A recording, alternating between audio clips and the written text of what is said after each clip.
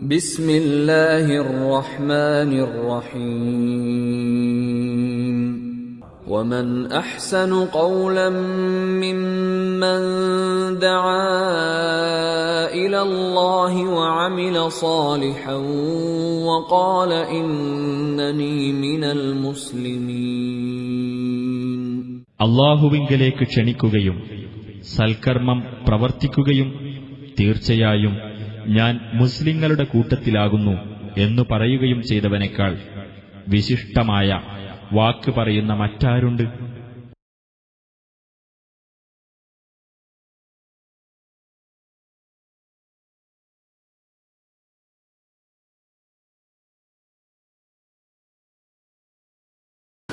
ബിസ്മില്ലാഹിർ റഹ്മാനിർ റഹീം. അൽഹംദുലില്ലാഹി റബ്ബിൽ ആലമീൻ അർറഹ്മാനിർ റഹീം മാലികി യൗമിദ്ദീൻ. അല്ലാഹുമ്മ സല്ലി അലാ മുഹമ്മദിൻ വഅലാ ആലി മുഹമ്മദ് കമാ സല്ലൈത അലാ ഇബ്രാഹീമ വഅലാ ആലി ഇബ്രാഹീമ ഇന്നക ഹമീദും മജീദ്. അല്ലാഹുമ്മ ബാരിക് അലാ മുഹമ്മദിൻ വഅലാ ആലി മുഹമ്മദ് കമാ ബാറക്ത അലാ ഇബ്രാഹീമ വഅലാ ആലി ഇബ്രാഹീമ ഇന്നക ഹമീദും മജീദ്. അമ്മാ ബഅദ്. സ്നേഹം നിറഞ്ഞ വേദിയിലിരിക്കുന്ന ബഹുമാന്യ സഹോദരന്മാരെ, സദസ്സിലും ഉള്ള പ്രിയപ്പെട്ട സഹോദരന്മാരെ, സഹോദരിമാരെ, അല്ലാഹു സുബ്ഹാനഹു വ തആല അവൻ്റെ ദീന് പ്രചരിപ്പിക്കാനുള്ള നമ്മുടെ ശ്രമങ്ങളെ റബ്ബ് അനുഗ്രഹിക്കുമാറാവട്ടെ. ഇനി 6 മണിയോടുകൂടി ഈ സെഷൻ അവസാനിക്കും.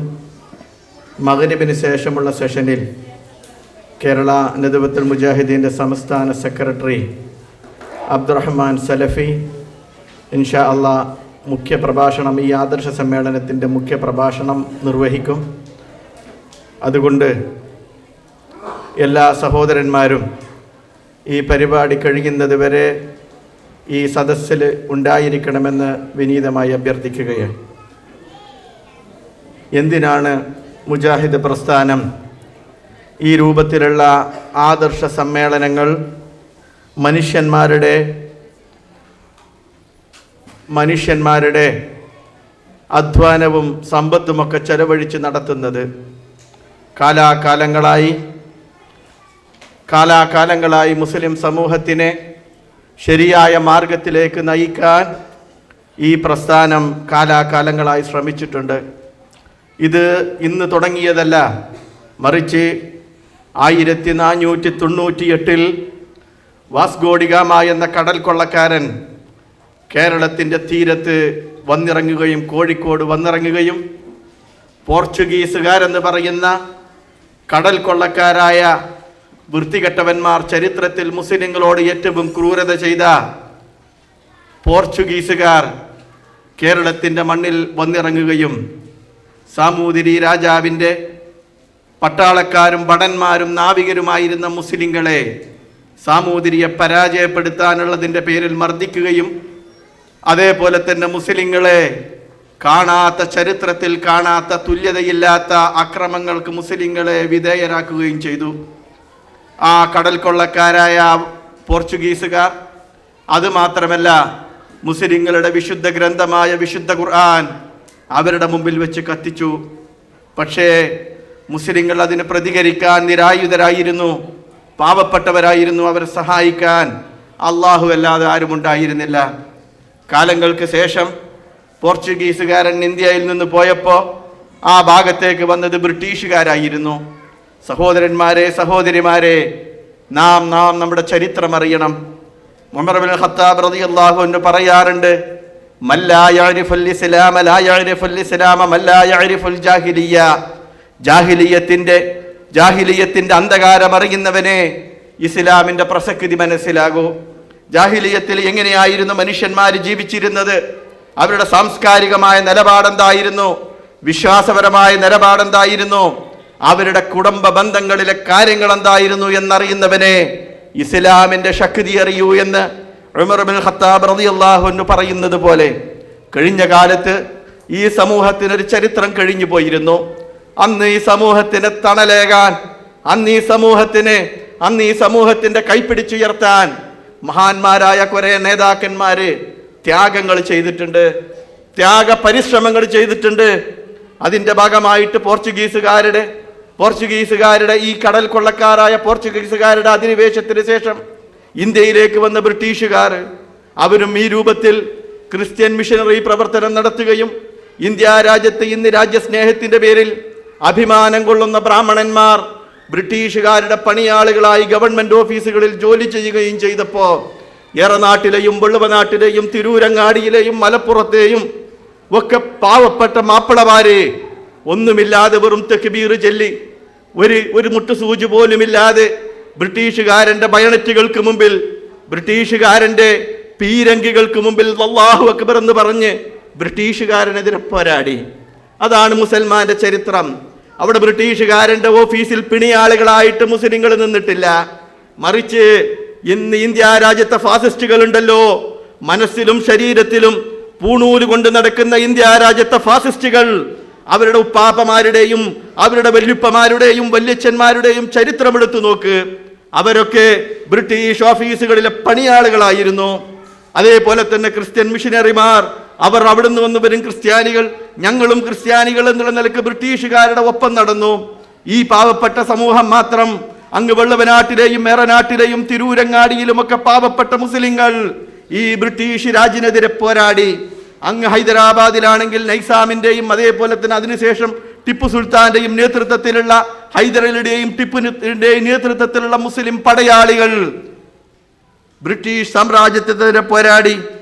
ഇങ്ങനെ സർവായുധ സജ്ജരായ ബ്രിട്ടീഷ് സമൂഹത്തോട് ഒന്നുമില്ലാതെ പോരാടിയതിന്റെ പേരിൽ ഈ സമൂഹത്തിന് സമ്പത്ത് നഷ്ടപ്പെട്ടു, അവരുടെ വിശ്വാസം നഷ്ടപ്പെട്ടു, അവരിൽ പലരെയും പിടിച്ച് ക്രിസ്ത്യാനികളാക്കി. അതേപോലെ തന്നെ ഒരു രാഷ്ട്രീയമായും സാമ്പത്തികമായും സമ്പൂജ്യരായ ഈ സമൂഹത്തെ കൈപ്പിടിച്ച് ഉയർത്തണം, അവരെ നല്ല വഴിയിലേക്ക് നയിക്കാൻ ആരുമില്ല. ആ സമയത്താണ് സനാഉല്ലാഹ് മഖ്ദി തങ്ങൾ എന്ന് പറയുന്ന മഹാരഥൻ 1847 മുതൽ 1912 വരെ 65 വയസ്സ് വരെ മാത്രം ജീവിച്ച സനാഉല്ലാഹ് മഖ്ദി തങ്ങൾ ബ്രിട്ടീഷുകാരോട് എതിർത്തു നിന്നു. അവരോട് പറഞ്ഞു, നിങ്ങളുടെ ഈ മുസ്ലിങ്ങൾക്കിടയിൽ പ്രചരിപ്പിക്കുന്ന ഈ ക്രിസ്ത്യാനിറ്റി ഉണ്ടല്ലോ, അള്ളാഹുവിനെ വിട്ട് യേശു ക്രിസ്തുവിനോട് ആരാധിക്കണമെന്നും പ്രാർത്ഥിക്കണമെന്നും സഹായം തേടണമെന്ന് പറയുന്ന ഈ ക്രിസ്ത്യാനിറ്റി, ഇത് മുസ്ലിങ്ങൾക്ക് യോജിച്ചതല്ല, ഇത് മുസ്ലിങ്ങൾ സ്വീകരിക്കാൻ തയ്യാറല്ല. അതുകൊണ്ട് മുസ്ലിങ്ങളെ, ക്രിസ്ത്യാനികൾ ബ്രിട്ടീഷുകാരുടെ അധികാരത്തിന്റെ ശക്തിയോടുകൂടി നമ്മൾക്കിടയിൽ പ്രചരിപ്പിച്ചു കൊണ്ടിരിക്കുന്ന ഈ ക്രിസ്ത്യാനിറ്റിയെ, ഈ മിഷനറി പ്രവർത്തനത്തെ നിങ്ങൾ തിരിച്ചറിയുകയും നിങ്ങൾ അതിനെതിരെ പോരാടുകയും ചെയ്യണമെന്ന് മഹാനായ മഖ്ദി തങ്ങൾ 65 വയസ്സിൽ മരിച്ച 1847 മുതൽ 1912 വരെ ജീവിച്ച മഹാനായ മഖ്ദി തങ്ങൾ മുസ്ലിങ്ങളോട് പറഞ്ഞു. പക്ഷേ മുസ്ലിങ്ങൾ മഖ്ദി തങ്ങളെ കാഫിർ എന്ന് വിളിച്ചു. അതാണ് മുസ്ലിങ്ങൾ. അവരെ നല്ലയിലേക്ക് നയിച്ചാലും, അവരെ നന്മയിലേക്ക് കൊണ്ടുപോകാൻ പോയാലും, അവരുടെ കണ്ണീര് തുടക്കാൻ പോയാലും ആ പോകുന്ന നേതാക്കന്മാരെ കാഫിർ എന്ന് വിളിച്ച് കളിയാക്കുന്നവരായിരുന്നു അന്നത്തെ മുസ്ലിങ്ങൾ. എന്നിരുന്നാലും ആ വിളികളൊന്നും കാര്യമാക്കാതെ അങ്ങ് മഖ്ദി തങ്ങൾ തുടങ്ങി വെച്ച ഈ നവോത്ഥാനത്തിന്റെ നാമ്പ് അങ്ങ് തിരൂരങ്ങാടിയിൽ KM മൗലവി, അങ്ങ് തെക്ക് ഭാഗത്ത് തിരുവിതാംകൂറിൽ വക്കം അബ്ദുൽ ഖാദർ മൗലവി, കൊടുങ്ങല്ലൂരിൽ KM സിദി സാഹിബ് എന്ന് പറയുന്ന മഹാനായ നേതാവ്, ഈ മൂന്ന് മഹാവ്യക്തിത്വങ്ങൾ ഒന്നിച്ചു ചേരുകയും 1921 ഈ സമൂഹത്തെ കരകയറ്റണം. അവർ നമ്മളെ കാഫിർ എന്ന് വിളിച്ചാലും, അവർ നമ്മൾ മുസ്ലിമല്ല എന്ന് പറഞ്ഞാലും, ഈ സമൂഹത്തിന് തണലേകാൻ, ഈ സമൂഹത്തിന്റെ കണ്ണീരൊപ്പാൻ, ബ്രിട്ടീഷുകാരുടെയും പോർച്ചുഗീസുകാരന്റെയും അക്രമം കൊണ്ട് വിഷമം പിടിച്ചു പോയ ഈ സമൂഹത്തിനെ കരകയറ്റാൻ നമ്മൾ ഒന്നിക്കണമെന്ന് വക്കം അബ്ദുൽ ഖാദർ മൗലവി തിരുവിതാംകൂറിൽ നിന്നും, KM സിദി സാഹിബ് കൊടുങ്ങല്ലൂരിൽ നിന്നും, KM മൗലവി റഹ്മത്തുള്ളാഹി അലൈഹി ജമീഅ അദ്ദേഹം തിരൂരങ്ങാടിയിൽ നിന്നും തീരുമാനിക്കുകയും കൊടുങ്ങല്ലൂരിൽ വെച്ച് മീറ്റിംഗ് കൂടുകയും വക്കം അബ്ദുൽ ഖാദർ മൗലവിന്റെ വീട്ടിൽ പോകുകയും ചെയ്തു. അന്ന് വക്കം അബ്ദുൽ ഖാദർ മൗലവി തിരുവിതാംകൂറിൽ ഇസ്ലാഹി പ്രവർത്തനം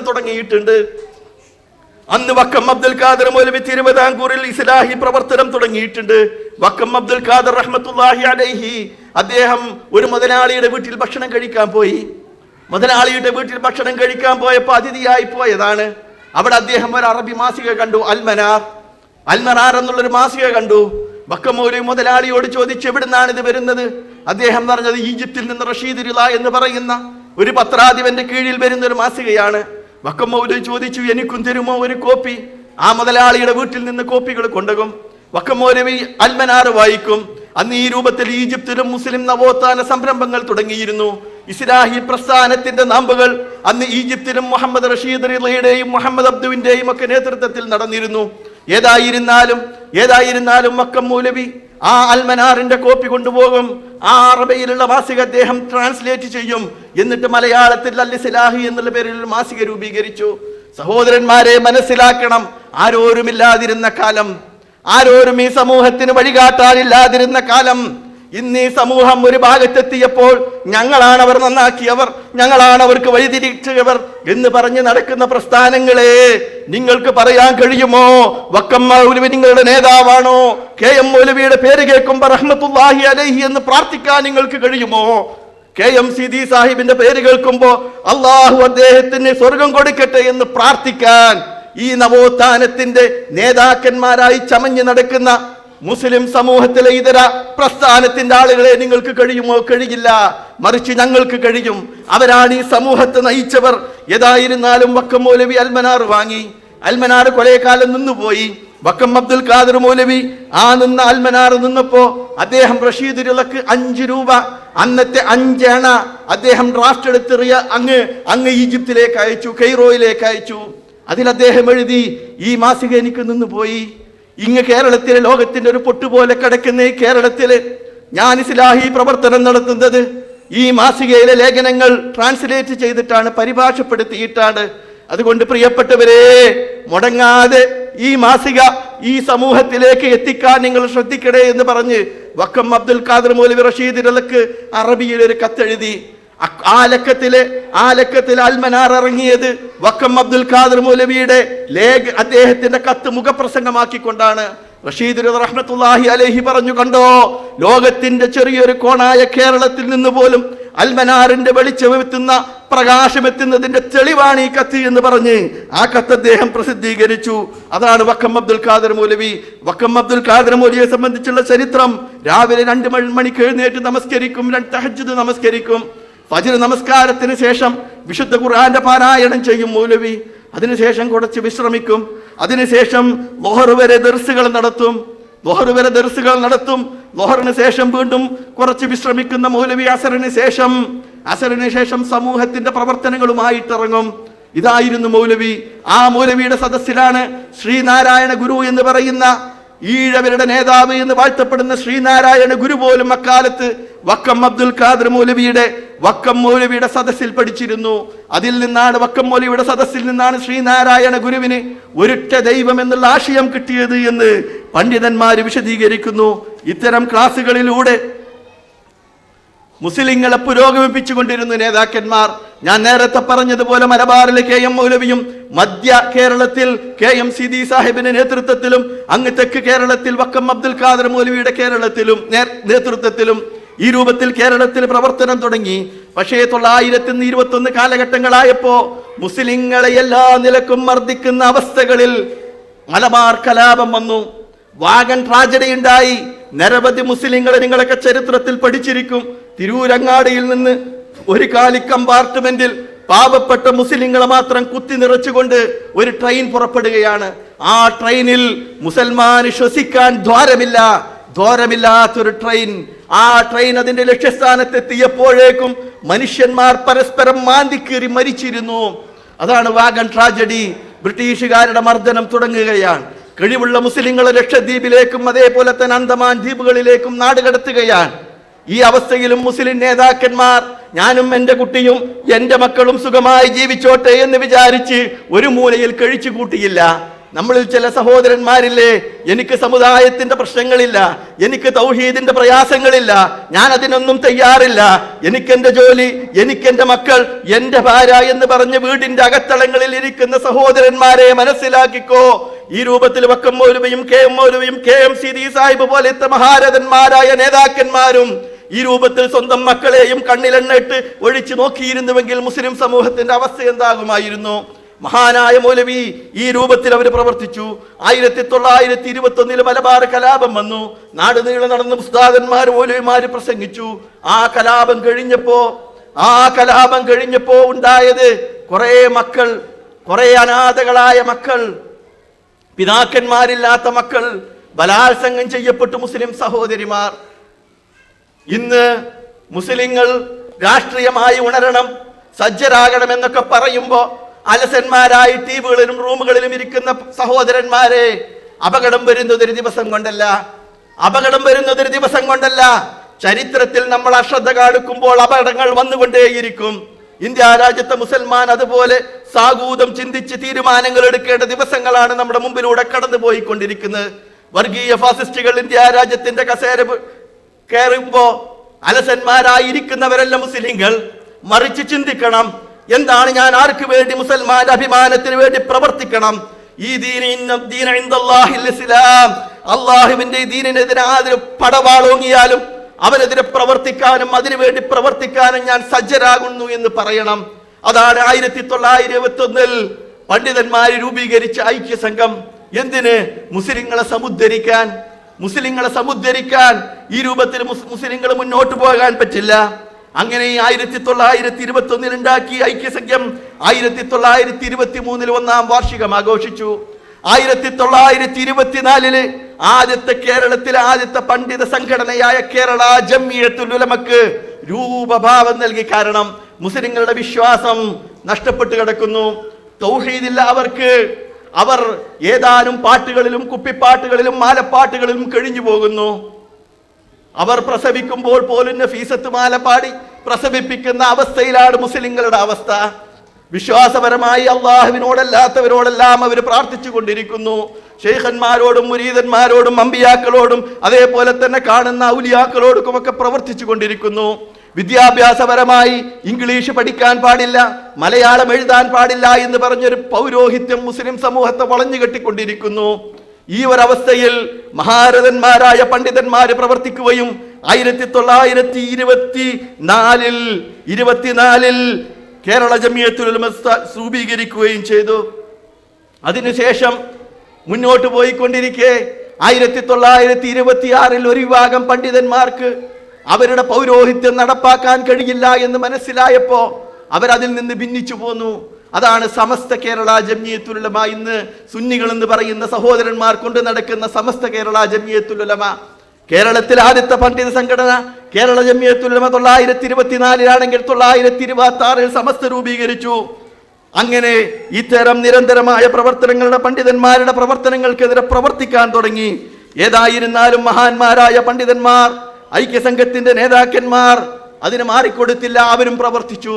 മുസ്ലിം സമൂഹത്തിന്റെ കല്ലേറ് വന്നപ്പോൾ ആ കല്ലേറ് സ്വീകരിച്ചു പ്രവർത്തിച്ചു. മുസ്ലിം സമൂഹം അവരെ കല്ലെറിഞ്ഞപ്പോൾ ബഹുമാന്യനായ സയ്യിദ് മൗലവി അദ്ദേഹം തൗഹീദ് പ്രസംഗിക്കുകയാണ്. തൗഹീദ് പ്രസംഗിച്ചു കൊണ്ടിരിക്കെ ഉമർ മൗലവി അദ്ദേഹത്തിന്റെ ഓർമ്മകളുടെ തീരത്ത് എന്ന് പറയുന്ന അദ്ദേഹത്തിന്റെ ബയോഗ്രഫിയിൽ അദ്ദേഹം എഴുതുന്നു.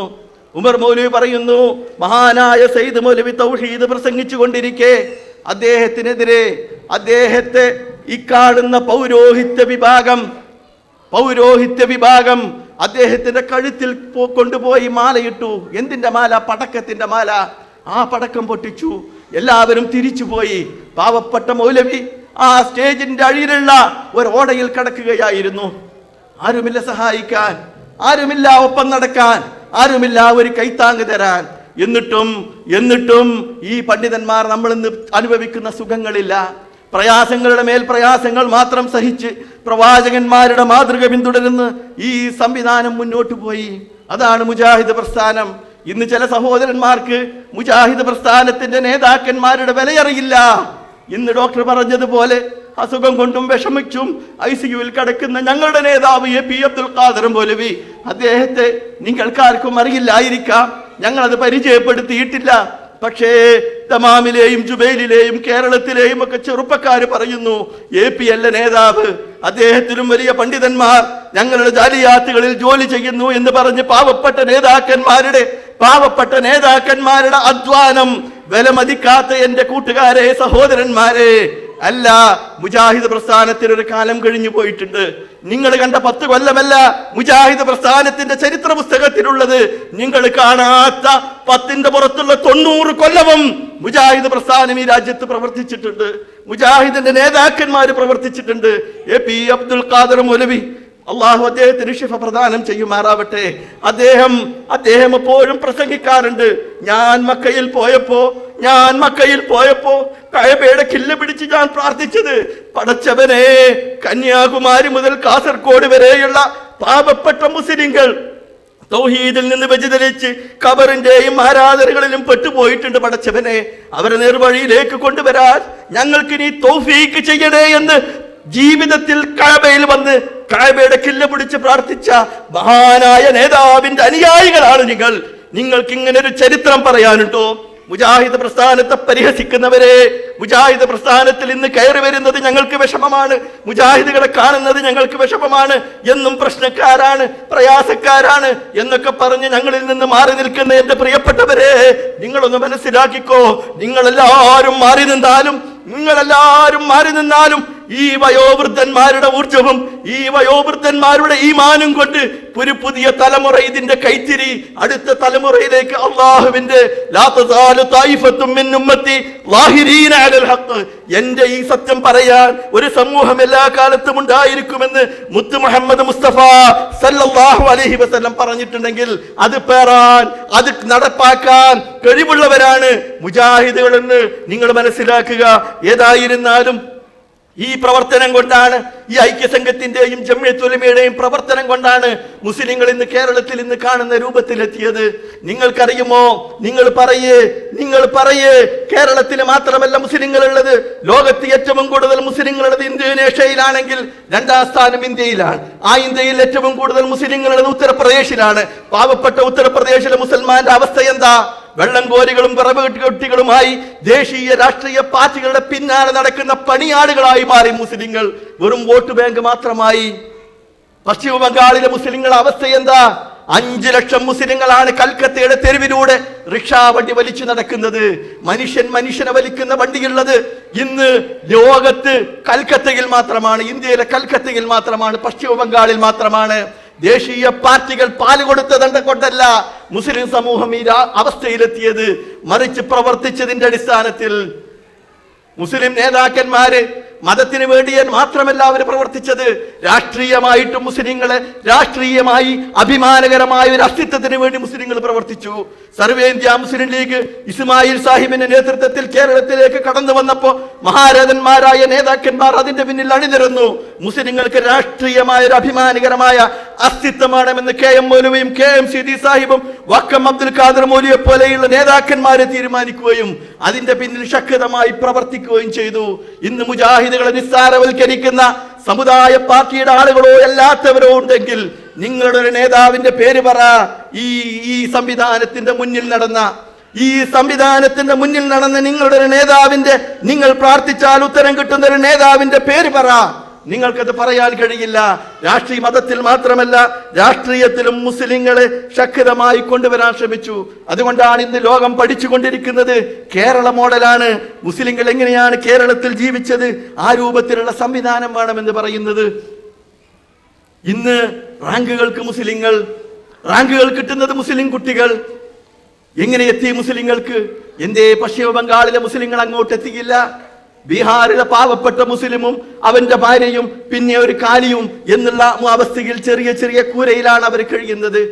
ഗുജറാത്തിലെ നരേന്ദ്രമോദി എന്ന വിത്തുകെട്ട ഫാസിസ്റ്റ്, ഇന്ത്യ രാജ്യത്തിന്റെ പ്രധാനമന്ത്രി കസേര സ്വപ്നം കണ്ട് കിടക്കുന്ന ഫാസിസ്റ്റ് 2000 ചില്ലാനം മുസ്ലിങ്ങളെ കൂട്ടക്കൊല ചെയ്തപ്പോ ആരുണ്ടായി അവിടെ ശബ്ദിക്കാൻ?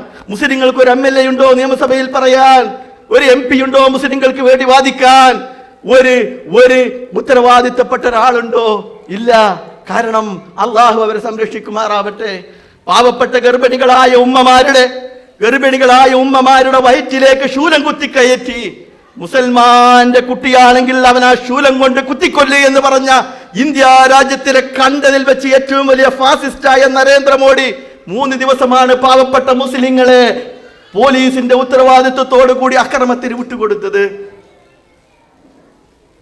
ഇതാണ് മറ്റുള്ള സംസ്ഥാനങ്ങളിലെ മുസ്ലിങ്ങളുടെ അവസ്ഥ. ആ അവസ്ഥയിൽ നിന്ന് ഈ ഒരു അവസ്ഥയിലേക്ക് വന്നില്ലേ? ഇത് നടന്നതപ്പോഴാ 2000-2000കളിലാണ്. നമ്മളൊക്കെ സമുദായത്തിന്റെ കാര്യങ്ങൾക്ക് വേണ്ടി വിളിക്കുമ്പോൾ വീട്ടിൽ കടന്നുറങ്ങേണ്ടവരല്ല നമ്മൾ ഇന്ന് ശക്തമായി പ്രവർത്തിച്ചില്ല എങ്കിൽ നിങ്ങൾ പഠിപ്പിക്കുന്ന നിങ്ങളുടെ കുട്ടികളുണ്ടല്ലോ, നിങ്ങൾ കണ്ണിലെണ്ണൊഴിച്ച് നിങ്ങൾ കാത്തിരിക്കുന്ന നിങ്ങളുടെ മക്കളുണ്ടല്ലോ, അവർക്കും ഈ രൂപത്തിലുള്ള അവസ്ഥ വരും. അള്ളാഹു കാത്തിരക്ഷിക്കുമാറാവട്ടെ. അതുകൊണ്ട് നമ്മളൊരിക്കലും അശ്രദ്ധരാകരുത്. നേതാക്കന്മാരുടെ ഈ പ്രവർത്തനം ശക്തമായി മുന്നോട്ട് പോവുകയും ആ പ്രവർത്തനം മുന്നോട്ട് കൊണ്ടുപോകവേ മുസ്ലിം സമൂഹത്തിൽ വീണ്ടും ഭിന്നതകൾ ഉണ്ടാകുകയാണ്. 1948 കേരളത്തിൽ ജമാഅത്തെ ഇസ്ലാമി ഉണ്ടാക്കുന്നു. അവരെവിടുന്നാ പോയത്? ഇസ്ലാഹി പ്രസ്ഥാനത്തിൽ നിന്നാണ് പോയത്. എന്തായിരുന്നു അവരുടെ ലക്ഷ്യം? മുസ്ലിം നേതാക്കന്മാർ മുസ്ലിങ്ങളെയൊക്കെ നിയമസഭയിലേക്കും പാർലമെന്റിലേക്കും വിദ്യാലയങ്ങളിലേക്കും എത്തിച്ചപ്പോ ജമാഅത്തെ ഇസ്ലാമി 1948 വന്ന് പറഞ്ഞു, പോരാ, അവർ പാർലമെന്റിലേക്ക് പോകുന്നത്, നിയമസഭയിലേക്ക് പോകുന്നത്, പഞ്ചായത്ത് ഇലക്ഷനിൽ മത്സരിക്കുന്നത് ഹറാമാണ്. അത് ഹറാമ് മാത്രമല്ല, ഷിർക്കുൻ അക്ബറാണ്, ഏറ്റവും വലിയ ഷിർക്കാണ്, അല്ലാഹുവിൽ പങ്കു ചേർക്കലാണെന്ന് പറഞ്ഞു. നിങ്ങളൊന്ന് ആലോചിച്ചു നോക്ക്, മുസ്ലിം നേതാക്കന്മാർ എന്തുമാത്രം വന്ന് അനുഭവിച്ചിരിക്കും. ഒരു സമൂഹത്തെ ഒന്നിച്ച് ഒരു രാഷ്ട്രീയമായും മതപരമായും ഉണർത്തിക്കൊണ്ടുവന്ന് വിദ്യാഭ്യാസപരമായും ഉണർത്തിക്കൊണ്ടുവരുമ്പോ KC അബ്ദുള്ള മൗലവിയും അതേപോലെ തന്നെ കോഴിക്കോടുള്ള മുഹമ്മദ് അലി ഹാജിയും തുടങ്ങിയ മുജാഹിദിൽ പ്രവർത്തിക്കുന്ന നേതാക്കന്മാർ തന്നെ ജമാഅത്തെ ഇസ്ലാമിയുടെ ആശയത്തിൽ ആകർഷകരാകുകയും അവരെ രൂപത്തിൽ മുസ്ലിങ്ങളെ ഈ രൂപത്തിൽ ഹറാമാണ്, ഷിർക്കാണ് എന്ന് പറഞ്ഞ് കാര്യങ്ങളിലേക്ക് ക്ഷണിച്ചു. പക്ഷേ ജമാഅത്തെ ഇസ്ലാമിക്ക് നിലനിൽപ്പുണ്ടായില്ല. ഇന്ന് അവരും വോട്ട് ചെയ്യുന്നു നമ്മുടെ മുന്നിൽ നിന്ന്, നമ്മുടെ പിന്നിൽ നിന്ന് ജാള്യത മറച്ചു വെച്ചുകൊണ്ട് മുജാഹിദുകൾ എല്ലാവരെയും കുറ്റം പറയുന്നവരാണ് എന്ന് പറയുന്നവരെ നിങ്ങൾ ആദർശം മനസ്സിലാക്കണം. ഇസ്ലാമിന്റെ ആദർശമല്ലാത്ത ആദർശന്മാര് സ്വീകരിച്ചിട്ടുണ്ടെങ്കിലും കാലങ്ങളായിട്ട് അത് മാറ്റേണ്ടി വരും. അതാണ് ജമാഅത്തെ ഇസ്ലാമിക്ക് സംഭവിച്ചത്. അവരിന്ന് നമ്മളെപ്പോലെ വോട്ട് ചെയ്യുന്നു. ഇസ്മായിൽ വഫ എന്ന് പറയുന്ന അവരുടെ സ്ഥാനാർത്ഥി മലപ്പുറത്ത് നിന്നും പാർലമെന്റ് മണ്ഡലത്തിലേക്ക് മത്സരിക്കുന്നു. അത്ഭുതമേ! ഒരു തലമുറ കഴിയുന്നതിന് മുമ്പ് തന്നെ ഈ രൂപത്തിലുള്ള കാഴ്ചകൾ നമുക്ക് കാണേണ്ടി വന്നു. ഏതായിരുന്നാലും ഇസ്ലാഹി പ്രസ്ഥാനം മുന്നോട്ട് പോയി. അതേപോലെ തന്നെ പലരും വിശുദ്ധ ഖുർആനിന്റെ മുഅ്ജിസത്തുകൾ നിഷേധിച്ചപ്പോ, ഹദീസുകളെ നിഷേധിച്ചപ്പോ ഇസ്ലാഹി പ്രസ്ഥാനത്തിന്റെ കണ്ണികളായ പ്രബോധകന്മാർ അതേപോലെ തന്നെ പണ്ഡിതന്മാർ അതിനെ ശക്തമായി എതിർത്തു. 1950കളിൽ കേരള നദവത്തുൽ മുജാഹിദീൻ ഉണ്ടായി. ഇത്തിഹാദ് ശുബ്ബാനുൽ മുജാഹിദീൻ യുവാക്കൾക്ക് ഉണ്ടാക്കി, നിച്ച് ഓഫ് ട്രൂത്ത് ഉണ്ടാക്കി, മുജാഹിദ് വിദ്യാർത്ഥികൾക്ക് സംഘടനയുണ്ടാക്കി, അതേപോലെ തന്നെ സ്ത്രീകൾക്ക് MGM എന്ന് പറയുന്ന സംഘടനയുണ്ടാക്കി, സംവിധാനം ഉണ്ടാക്കി. അങ്ങനെ മുന്നോട്ട് പോയപ്പോ കേരളത്തിൽ ഒരു ഹദീസ് നിഷേധവുമായിട്ട് വരുന്നു. ചേകന്നൂർ അബുൽ ഹസൻ അലി മൗലവി. ഇന്ന് ചില ആളുകൾ പറയുന്നു, ജിന്നുവാദവുമായിട്ട് നമ്മിൽ നിന്ന് പോയ നമ്മുടെ ചില സഹോദരന്മാര് പറയുന്നു നമ്മൾ ഹദീസ് നിഷേധികളാണെന്ന്. ഞങ്ങൾ ഹദീസ് നിഷേധികളാണെന്ന്. താടി വെക്കാൻ പാടില്ല, അതേപോലെ തന്നെ നെരിയാണിക്ക് താഴെ വസ്ത്രം ധരിക്കുന്നവരാണ് ഞങ്ങൾ എന്നൊക്കെ പറയുന്നു. പക്ഷേ സഹോദരന്മാരെ, നിങ്ങൾക്ക് പറയാൻ കഴിയുമോ ഏതൊരു സഹീഹായ ഹദീസിനെയാണ് കേരള ജമിയത്തുൽ ഉലമ നിഷേധിച്ചത്? ഇല്ല. മറിച്ച് ഹദീസ് നിഷേധവുമായിട്ട് കേരളത്തില് ചേകന്നൂർ അബുൽ ഹസൻ അലി മൗലവി വന്നപ്പോ അതിനെതിരെ ശക്തമായി പ്രതിരോധിച്ചവരാണ് നമ്മൾ. അതേപോലെ തന്നെ മുജാഹിദ് പ്രസ്ഥാനം പല പണ്ഡിതന്മാരും ഈ രൂപത്തിൽ പിരിഞ്ഞുപോയി അവരുടെ ആദർശങ്ങളുമായിട്ട്. പക്ഷേ ഈ പ്രസ്ഥാനം മുന്നോട്ട് പോയി. 2002 മടവൂര് വിഭാഗം ഈ പ്രസ്ഥാനത്തിൽ നിന്ന് പറഞ്ഞുപോയി. അവർ സലഫി മൻഹജിനെ നിഷേധിച്ചു. വിശുദ്ധ ഖുർആന്റെ പ്രവാചകന്മാരുടെ പ്രബോധന അജണ്ടയായ തൗഹീദിനെ സാമൂഹ്യക്ഷേമത്തിന്റെയും അതേപോലെ തന്നെ പൊതു താല്പര്യത്തിന്റെയും കടലാസിൽ പൊതിഞ്ഞ് അവതരിപ്പിക്കാൻ ശ്രമിച്ചപ്പോ ഇത് പറ്റില്ല എന്ന് പറഞ്ഞ് 21 തീരുമാനങ്ങൾ കേരള ജമിയത്തുൽ ഉലമ എടുത്തു. ആ തീരുമാനങ്ങളിൽ ഒപ്പിട്ടവർ വീണ്ടും അതിനെതിരെ പ്രവർത്തിച്ചപ്പോ പ്രയാസങ്ങൾ ഉണ്ടായി. എന്തു ചെയ്യും? വാഗ്ദാനം ചെയ്താൽ ലംഘിക്കുക, കരാർ ചെയ്താൽ അത് പൂർത്തീകരിക്കാതിരിക്കുക എന്നുള്ളത് ഒരു മുസൽമാന്റെ സ്വഭാവമല്ല. ആ സ്വഭാവമാണ് മുജാഹിദ് പ്രസ്ഥാനത്തിൽ നിന്ന് പിരിഞ്ഞു പോയ രണ്ടുപേരും ചെയ്തത്. 21 തീരുമാനങ്ങൾ ഒപ്പിട്ട് അതിനുശേഷം അതിനെതിരെ പ്രസിദ്ധീകരിച്ചു. അതേപോലെ തന്നെ അടുത്തിടെ ഉണ്ടായ 1 കൊല്ലത്തിന് മുമ്പുണ്ടായ ഈ പിളർപ്പ്, ഇതുപോലൊരു വേദിയിൽ ഞങ്ങൾ ഒന്നിച്ചൊരു സമ്മേളനം നടത്തിയിട്ടുണ്ട്. പക്ഷേ നമ്മുടെ ചില സഹോദരന്മാർ മനുഷ്യരെ തൊട്ട് അദൃശ്യവും അഭൗതികവുമായ ജിന്നുകളോട് അവരുടെ കഴിവിൽപ്പെട്ടത് ചോദിച്ചാൽ അത് ശിർക്കല്ല. മരുഭൂമിയിൽ ഒരു വെളിച്ചം തരുമോ? അതേപോലെ തന്നെ വഴിയറിയാതെ നീങ്ങുമ്പോൾ പകൽ വെളിച്ചത്തിൽ എനിക്കൊന്ന് വഴി കാണിച്ചു തരാമോ എന്നൊരു ജിന്നിനോട്, ആ പരിധിയിലുള്ള ഒരു ജിന്നിനോട് ചോദിച്ചാൽ അത് ശിർക്കല്ല എന്ന് മുസ്ലിം സമൂഹത്തെ പഠിപ്പിക്കാൻ ശ്രമിച്ചു. അദൃശ്യമായ ഏതൊരു സഹായവും പ്രതീക്ഷിക്കേണ്ടത് അള്ളാഹുവിൽ നിന്നാണെന്ന് കാലങ്ങളായിട്ട് പ്രസംഗിച്ച് നടക്കുന്ന മുജാഹിദുകൾ, മനുഷ്യ കഴിവിനപ്പുറം, മനുഷ്യന്റെ കഴിവിനപ്പുറം ഒരു കഴിവ്, അദൃശ്യമായ ഒരു സഹായം പ്രതീക്ഷിക്കേണ്ടത് അള്ളാഹുവിൽ നിന്നാണെന്ന് പറഞ്ഞുകൊണ്ടിരിക്കുന്ന മുജാഹിദുകളോട് വന്നിട്ട് പറഞ്ഞു, അല്ല, അവിടെ ഒരു ജിന്നുണ്ടെങ്കിൽ ആ ജിന്നിനോട് ചോദിച്ചാൽ അത് ശിർക്കല്ല എന്ന് പറഞ്ഞപ്പോ ജമിയത്തുൽ ഉലമ സൗദി പണ്ഡിത സഭയുടെ ഒരു തീരുമാനമെടുക്കുകയും ആ പണ്ഡിത സഭയുടെ തീരുമാനം കൃത്യമായിട്ട് സമൂഹത്തെ പഠിപ്പിക്കുകയും ചെയ്തു. കൃത്യമായിട്ട് സമൂഹത്തെ പഠിപ്പിച്ചു. അപ്പൊ ഇവര് പ്രചരിപ്പിച്ചു, ജമിയത്തുൽ ഉലമയിൽ പണ്ഡിതന്മാരില്ല, പണ്ഡിതന്മാരെ ആകണമെങ്കിൽ മദീനത്ത് പോയി പഠിക്കണം, അതല്ലെങ്കിൽ റിയാദിൽ പോയി പഠിക്കണം. ജമിയത്തുൽ ഉലമയിലെ പണ്ഡിതന്മാരൊന്നും പണ്ഡിതന്മാരല്ല. ഈ പാവപ്പെട്ട വൃദ്ധന്മാരുടെ മുഖത്ത് നോക്കി അവർ പ്രതികരിക്കാൻ തുടങ്ങി. പക്ഷേ ജമിയത്തുൽ ഉലമ എന്ന് പറയുന്നത് ഞാൻ നേരത്തെ പറഞ്ഞതുപോലെ മഹാന്മാരായ നേതാക്കന്മാരാൽ, പണ്ഡിതന്മാരാൽ നയിക്കപ്പെടുന്ന ഒരു സംവിധാനമാണ്. അതിന്റെ പ്രസിഡന്റ് മുഹയ്യദ്ദീൻ ഉമരിയാണ്. അള്ളാഹുവിന്റെ ഖുർആൻ പൂർണ്ണമായി കാണാതെ പഠിക്കുകയും കെ.എം. മൗലവിയുടെ മകനായി ജീവിക്കുകയും പണ്ഡിത ലോകത്ത് അറിയപ്പെടുന്ന ഒരു വ്യക്തിത്വമാണ് മുഹയ്യദ്ദീൻ ഉമരി. അതിന്റെ വൈസ് പ്രസിഡന്റ് മുഹയ്യദ്ദീൻ മദീനി. അദ്ദേഹം 966 ഖായിദെ മില്ലത്ത് ഇസ്മായിൽ സാഹിബ് ഒപ്പിട്ടുകൊടുത്ത പാസ്പോർട്ടുമായിട്ട് സൗദി അറേബ്യയിലെ മദീനത്ത് പഠിക്കാൻ വന്ന പണ്ഡിതനാണ്. 966 ഈ മദീനിമാരൊന്നും ജനിക്കാത്തൊരു കാലത്ത് മദീനത്ത് വന്ന് പഠിച്ചവനാണ് അദ്ദേഹം പണ്ഡിതനല്ല എന്ന് നിങ്ങൾക്ക് പറയുമോ? AP അബ്ദുൽ ഖാദർ മൗലവി വിശുദ്ധ ഖുർആൻ സത്യമല്ല എങ്കിൽ മുഹ്യിദ്ദീൻ മാലയും സത്യമല്ല എന്ന് പറഞ്ഞ പതി അബ്ദുൽ ഖാദർ മുസ്ലിയാർ മുതൽ അള്ളാഹുവിന്റെ ഖുർആനിൽ നിന്ന് അള്ളാഹുവിനെ അല്ലാത്തവരെ വിളിച്ച് പ്രാർത്ഥിക്കാൻ ആയത്തോതിയ കാന്തപുരം അബൂബക്കർ മുസ്ലിയാരോട് വരെ വാദപ്രതിവാദം നടത്തിയ, 10,000 മുമ്പിൽ വെച്ച് വാദപ്രതിവാദം നടത്തിയ AP അബ്ദുൽ ഖാദർ മൗലവിയെക്കാളും വലിയ പണ്ഡിതൻ മദീനത്ത് ജീവിക്കുന്നുവോ, റിയാദിൽ ജീവിക്കുന്നുവോ ഞങ്ങൾ വിശ്വസിക്കുന്നില്ല. മുജാഹിദുകളിലുണ്ട് എന്ന് ഞങ്ങൾ വിശ്വസിക്കുന്നില്ല. അത് വിശ്വസിക്കേണ്ട ബാധ്യത ഞങ്ങൾക്കില്ല. ആ പണ്ഡിതന്മാരുടെ മുഖത്ത് നോക്കി നിങ്ങൾക്കൊന്നും വിവരമില്ല. ഖാദിയാനികളോട് കൊടിയത്തൂരിൽ 1980-കളിൽ വാദപ്രതിവാദം നടത്തുകയും മുബാഹല നടത്തുകയും ചെയ്ത ജമിയത്തുൽ ഉലമയുടെ സെക്രട്ടറി M. മുഹയ്യദ്ദീൻ മദനി, അദ്ദേഹം പണ്ഡിതനല്ല എന്ന് നിങ്ങൾക്ക് പറയാൻ കഴിയുമോ? നാട്ടിക മൂസ മൗലവിയോടും പാറന്നൂർ മുഹയ്യദ്ദീൻ മുസ്ലിയാരോടും അണ്ടോൺ അബ്ദുറഹ്മാൻ മുസ്ലിയാരോടും ഒക്കെ വാദപ്രതിവാദം നടത്തി 970-കളിൽ തന്നെ മുജാഹിദ് സ്റ്റേജുകളിൽ തിളങ്ങി നിൽക്കുന്ന, പാണ്ഡിത്യം കൊണ്ട് ജ്വലിച്ചു നിൽക്കുന്ന അബ്ദുറഹ്മാൻ സലഫിയെ സംബന്ധിച്ച് പണ്ഡിതനല്ല എന്ന് നിങ്ങൾക്ക് പറയാൻ കഴിയുമോ? ആളുകളെ പൊട്ടന്മാരാക്കുകയാണല്ലേ. പണ്ഡിതൻ എന്ന് പറഞ്ഞാൽ ഞാൻ അറിയുന്ന ഉസ്താദാണ്, ഞാൻ പഠിക്കുന്ന ക്ലാസ്സിലുള്ള ആള് മാത്രമാണ് പണ്ഡിതൻ എന്ന് പറഞ്ഞ് പൊട്ടക്കിണറ്റിലെ തവളകളാണ് സഹോദരന്മാരെ. ചുറ്റുവട്ടത്തും പണ്ഡിതന്മാരുണ്ട്. ആ പണ്ഡിതന്മാരോട് എടുത്ത തീരുമാനമാണ് ജമിയത്തുൽ ഉലമ.